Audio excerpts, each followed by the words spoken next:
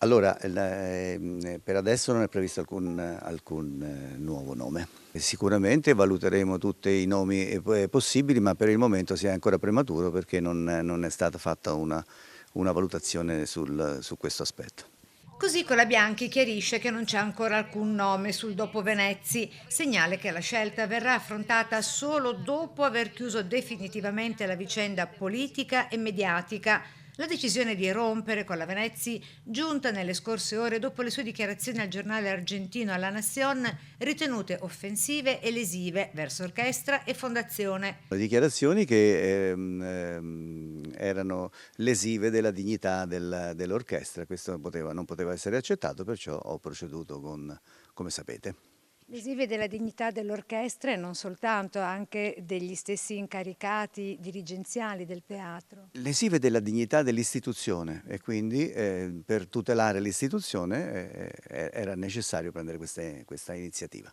Ora, dopo lo strappo definitivo tra Beatrice Venezia e la Fondazione Teatro La Fenice, si aprono soprattutto tre scenari. Il primo è quello interno alla Fenice, ovvero la priorità di trovare un nuovo nome per la direzione musicale prevista da ottobre 2026. Non è una figura obbligatoria, non è urgente procedere a questa nomina, abbiamo tempo di rifletterci e troveremo la soluzione più opportuna, precisa sempre con la Bianchi, e proprio da lui si apre un possibile secondo scenario.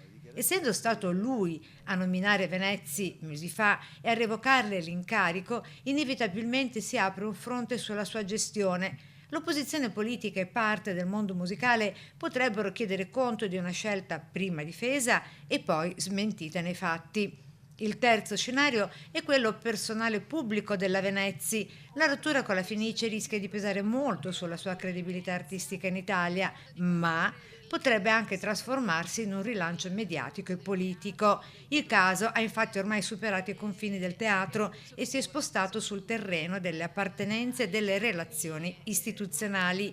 In sintesi, più che la fine di una nomina, questa appare come l'inizio di una nuova partita, ovvero chi guiderà la Fenice da ottobre, quanto reggerà con la Bianchi e quale sarà il prossimo approdo della Venezzi. Ha avuto modo di sentirsi col maestro Venezzi No, e non avete intenzione di farlo? no.